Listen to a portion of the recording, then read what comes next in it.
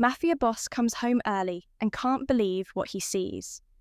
Alexander Hayes was one of the most feared and influential mafia bosses in America.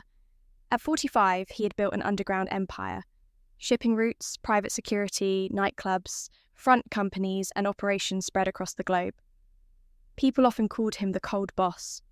He avoided flashy parties, shunned attention, and buried himself in ledgers, routes, and decisions. Power had made him untouchable, but also utterly alone. His wife, Amelia, had passed away 3 years earlier after a sudden illness. Since then, the vast mansion in the Upper East Side echoed only with Alexander's heavy footsteps and occasionally the bright little voice of his 5-year-old son, Ethan. Ethan was the only hope Alexander had left, but fate had played a cruel trick. The boy was born with fragile legs and relied on crutches to move around. Alexander loved his son, but he never knew how to show it. The grief of losing his wife and the constant pressure of running a dangerous empire drove him to bury himself in work instead of spending time with Ethan. Day after day, he left the house at dawn and returned well past 9 at night when the boy was already fast asleep. For Alexander, it was the only way to escape the unbearable loss he couldn't face. Inside the magnificent mansion, Ethan grew up surrounded by nurses, tutors, and household staff. Among them was a quiet but patient face, Sofia Ramirez. The young 28-year-old woman had been hired to help with household chores and to take care of Ethan when needed. With her long hair tied back and her warm, gentle eyes, Sofia didn't stand out amidst the grandeur of the home. Yet she was the only one who truly listened to every word Ethan whispered. Alexander hardly paid attention to Sofia. To him, she was just another employee among the many working in his household. But on one autumn evening, when a sit-down ended earlier than expected, Alexander decided to return home without notifying anyone. That single decision would open the greatest turning point of his life.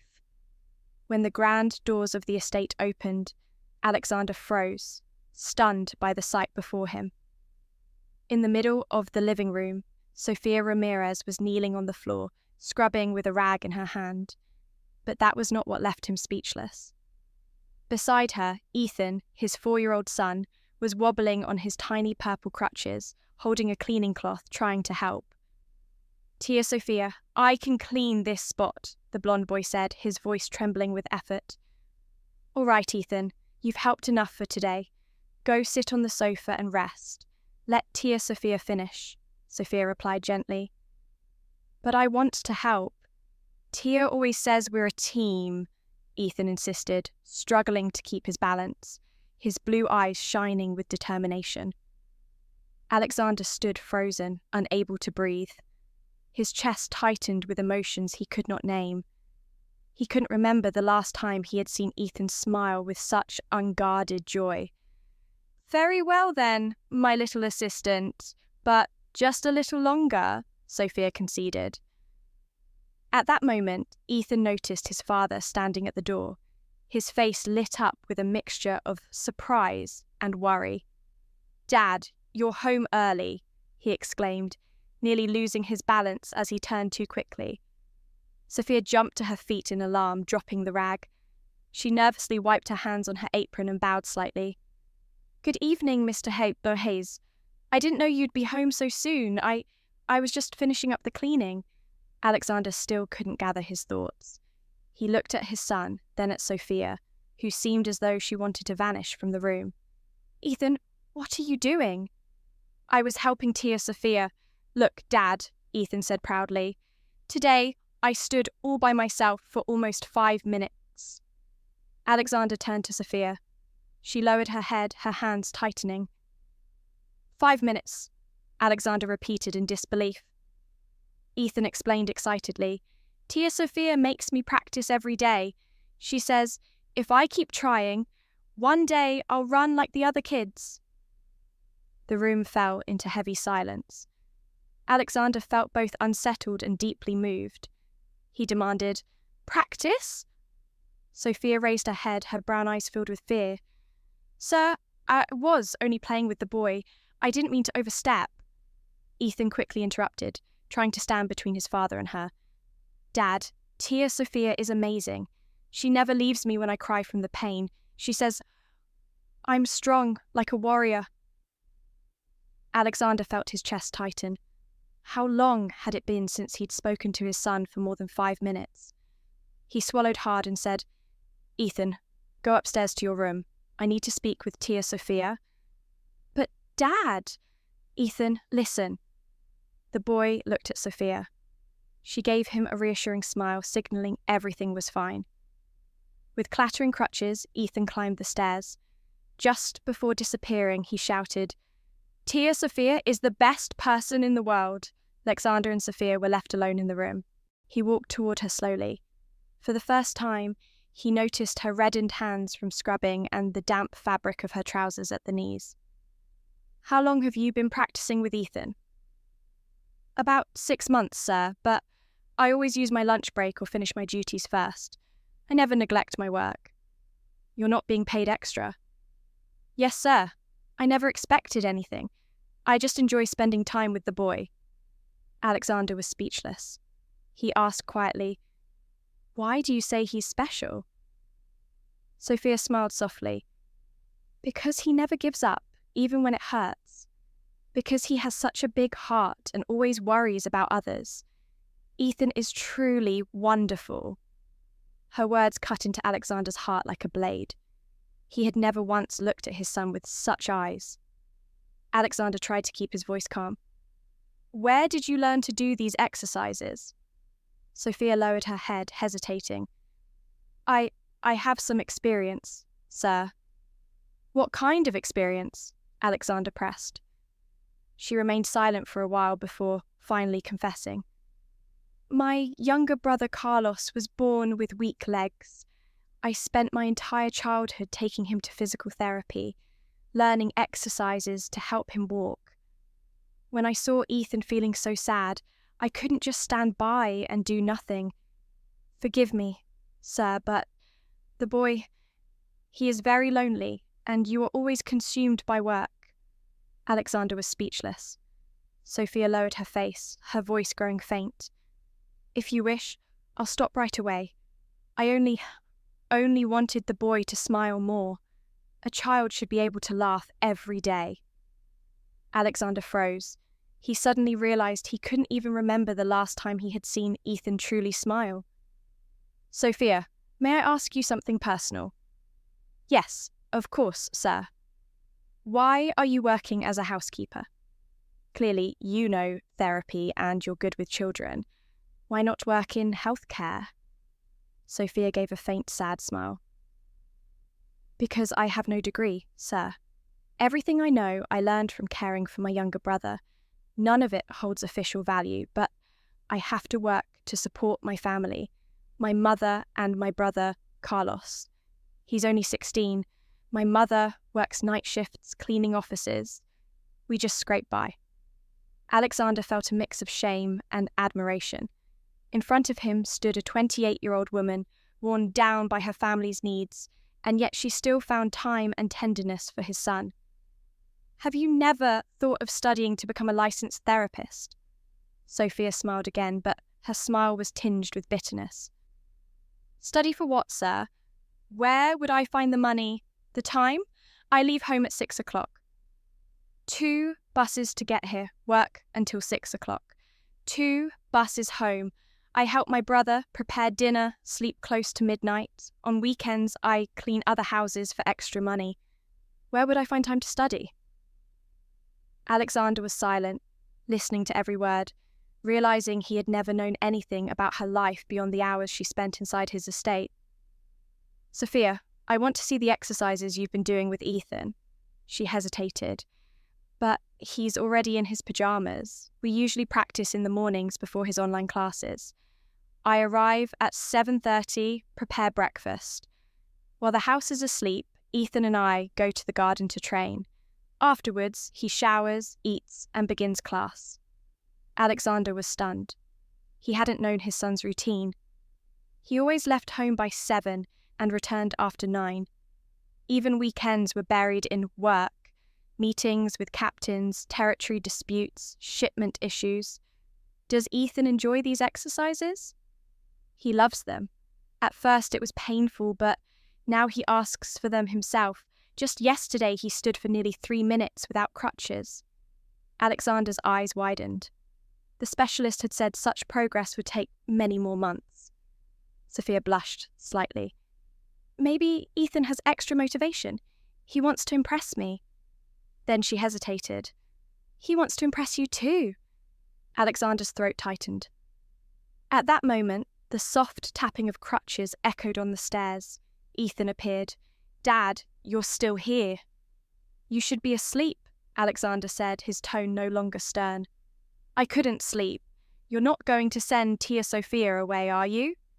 Alexander froze. Why would you think that? Because earlier you looked serious. Mom always sent the maids away whenever she didn't like something. Alexander glanced at Sophia, who lowered her head again. He knelt to his son's eye level. Ethan, do you like Sophia? I like her a lot. She's my best friend. Why, your best friend? Because she plays with me, listens to me, never rushes me. She believes I'll walk like the other kids one day. Alexander's heart clenched. He asked softly, And what about me? Am I your friend? Ethan was silent, then whispered, You're my dad, not my friend. Dad is important, but a friend is the one who's always there. The answer pierced Alexander's chest like a blade.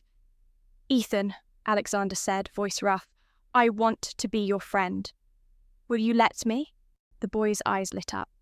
Really, Dad? But being friends means playing together, listening to my stories, and watching me practice with Tia Sophia.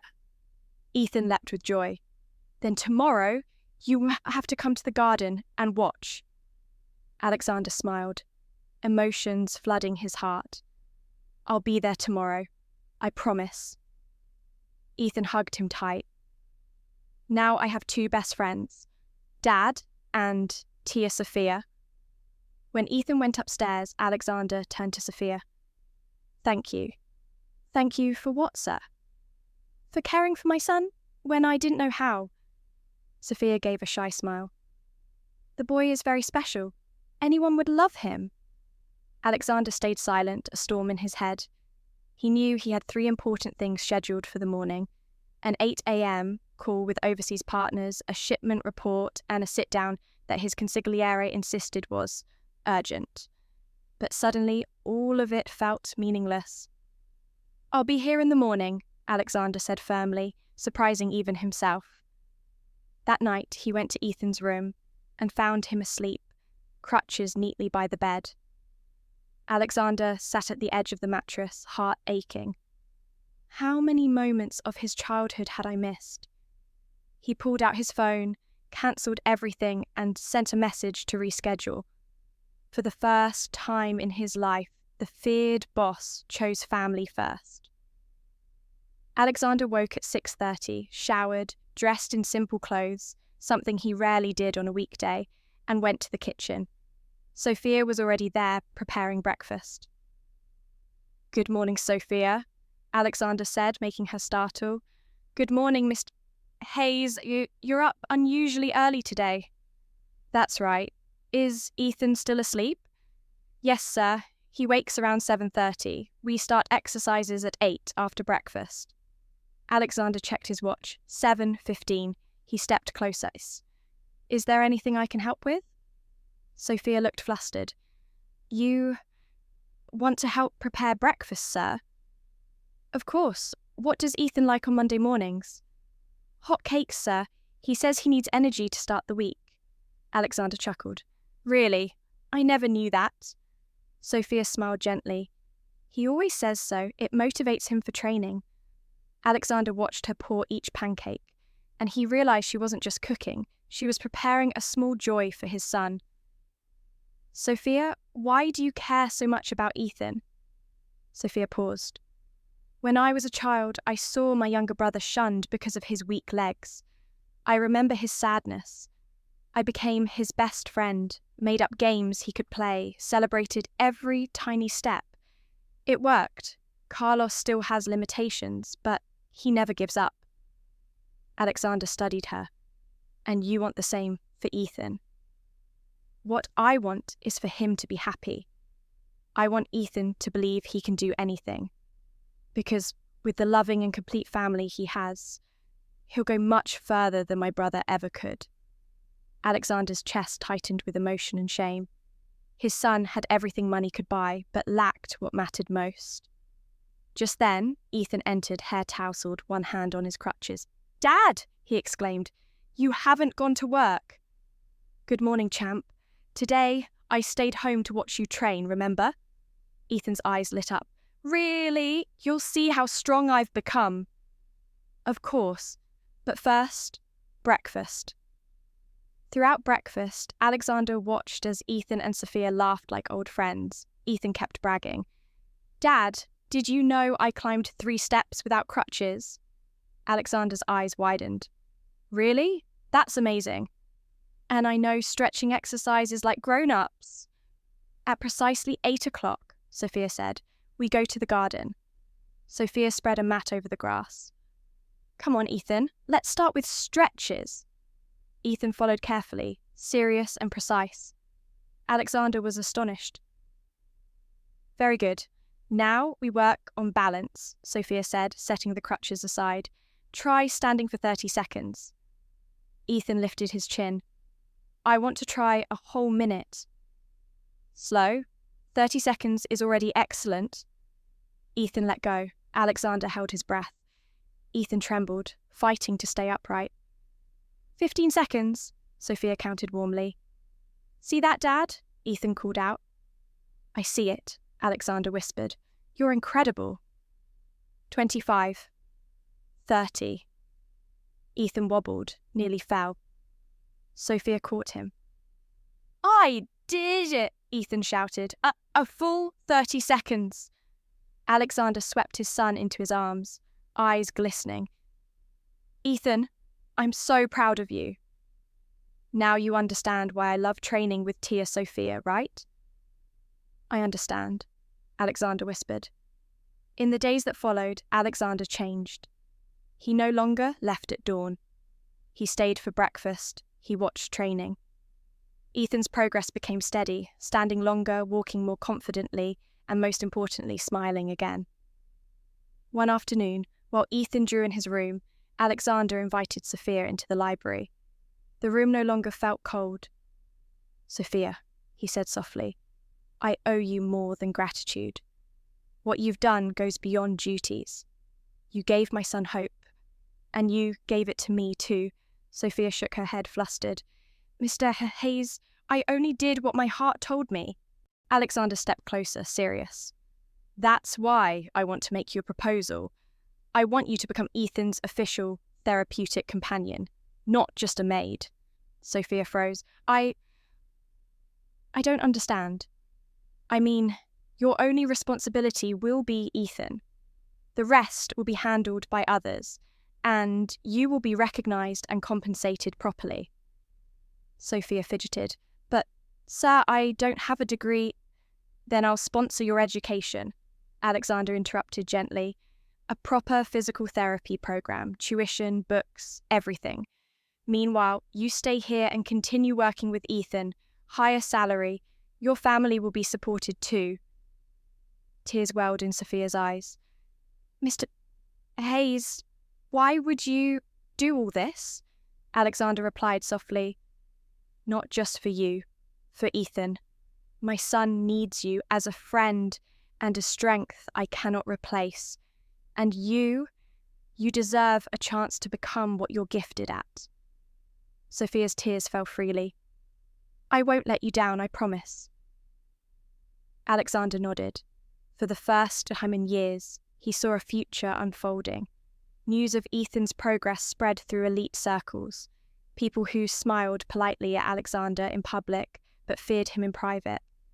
Some whispered that a powerful boss letting a housemaid influence his family was weakness. At a charity event hosted by a big organization, one of Alexander's legal fronts, Alexander brought Ethan. Sophia arrived in a simple pale blue dress.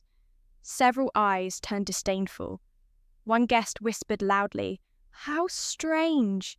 Alexander Hayes has everything, yet he lets a servant meddle so deeply." Sophia lowered her head, hurt. Ethan squeezed her hand. "Don't be sad. You're the best." Alexander overheard. His blood boiled. He turned, voice calm but dangerous, like a gun kept under velvet. "That woman has accomplished what money and the best specialists could not. She made my son believe he can walk again. If you cannot understand the value of that, then we have nothing to discuss." The room fell silent.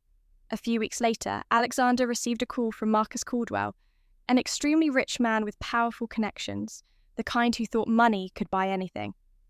"Alexander," Marcus said, "I've heard your maid is remarkable with special needs children.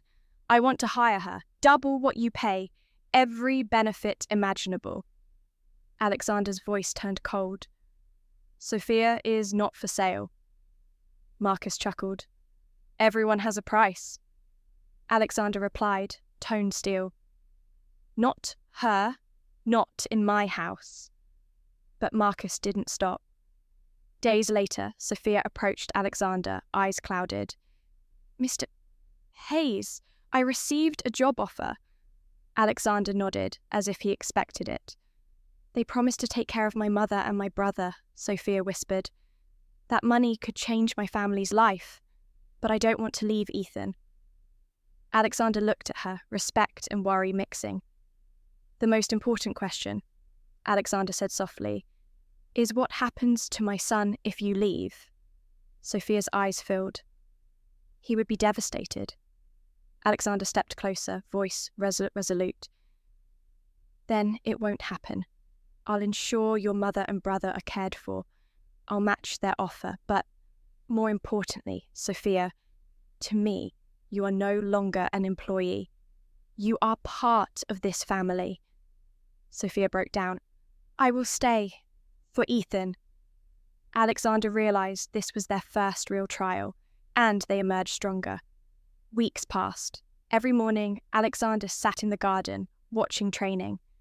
Ethan improved day by day. Then one crisp morning, Sophia said with a smile, "Ethan, today we try something new. You will set your crutches aside and try to walk a few steps." Excitement flickered in Ethan's eyes, mixed with fear. He turned to his father. "Dad, do you think I can do it?" Alexander knelt, took his hand. "I know you can. I believe in you." Ethan took a deep breath, set the crutches aside. Sophia stepped back, arms ready. Alexander opened his arms wide. 1, 2, 3 steps. Ethan trembled, but each step echoed like victory. "I did it!" Ethan shouted, voice bursting with joy. He stumbled into his father's arms, falling but laughing through tears. "Dad, I walked. I really walked." Alexander held him tight, heart overflowing. "My boy, you're incredible. I've never been prouder." Sophia stood nearby, tears glistening, hand over her mouth. Ethan turned toward her. "Sophia, did you see?" She smiled, voice trembling. "I saw my little warrior. You truly triumphed." In that moment, Alexander knew no deal, no territory, no empire could match this joy. After Ethan's first steps, the mansion felt alive. Ethan called them his dream team. "Dad is the superhero, Sophia is the coach, and I'm the little warrior." Sometimes Alexander caught himself watching Sophia as she worked. She didn't belong to his brutal world, yet she brought a peace he had never found anywhere else. One evening after Ethan slept, Alexander found Sophia in the garden, staring at the stars. He sat beside her. "It's been so long since I saw Ethan smile like this," he said softly, "and just as long since I felt alive again." Sophia turned, her eyes shimmering. "Mr. Hayes, that's because of you. He needs his father." Alexander shook his head. "No, Sophia, You brought back the light I thought I'd lost forever." Silence fell, but inside it, something new formed: admiration, trust, and an affection neither could deny. One night, Alexander asked Sophia to stay in the living room. The soft light warmed her face. "Sophia," he began, voice lower, "I've been thinking about Ethan, this family, and you." Sophia swallowed. "Mr. Hayes." Alexander drew a breath. "I lost so much. I closed my heart for a long time. Then you came, bringing back Ethan's laughter. And mine. I can't deny it anymore. Somewhere between grief and silence, you brought me back to life. And with that, life came feelings for you." Sophia froze. Words stuck. Finally, she whispered, "That can't be. You're a mafia boss, and I'm just an ordinary woman. People will never accept it." Alexander stepped closer, eyes steady. "I don't care what they accept. The only things that matter to me are Ethan, this family, and you. You're not just part of our lives. You are the heart of it." Sophia turned away, tears rising. "I'm afraid if I say yes, the whole world will turn against you." Alexander gently placed a hand on her shoulder. "Then we face it together. I once thought I could fight alone. Now, I know, I don't want to live without you by my side." Sophia didn't answer, but her tears said everything. As time passed, their bond became undeniable.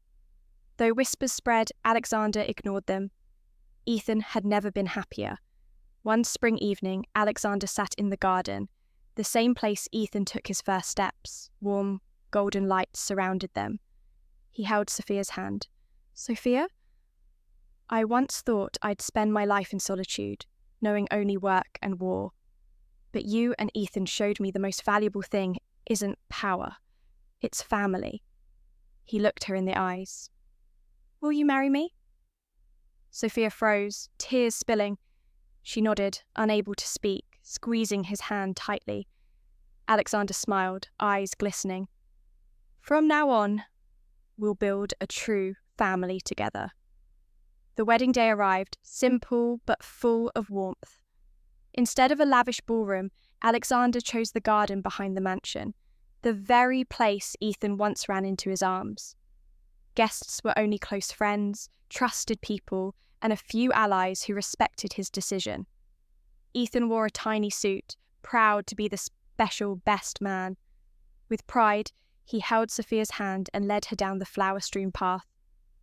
"Miss Sophia," Ethan said with a radiant grin, "today I give you to Dad." Sophia's heart swelled so much she nearly cried. When the vows were spoken, Alexander looked straight into her eyes. "I, Alexander Hayes, promise to love and cherish Sophia, not only as my wife, but as the woman who gave me and my son a reason to live, to hope. I vow to place this family above all else," Sophia answered, voice trembling. "I, Sophia Ramirez, promise to stand by Alexander and Ethan in joy and in challenge. I'm not here to replace anyone, but to build a home where love is the foundation." As rings were exchanged, Ethan clapped and shouted, "Now we really are a dream team!" Laughter rippled through the garden, mingled with tears. That night, beneath a sky full of stars, the Hayes family began their new chapter. Not just the story of a cold mafia boss or a kind-hearted maid, but the story of a family healed by love, bound by trust, and blessed by miracles that come from the human heart.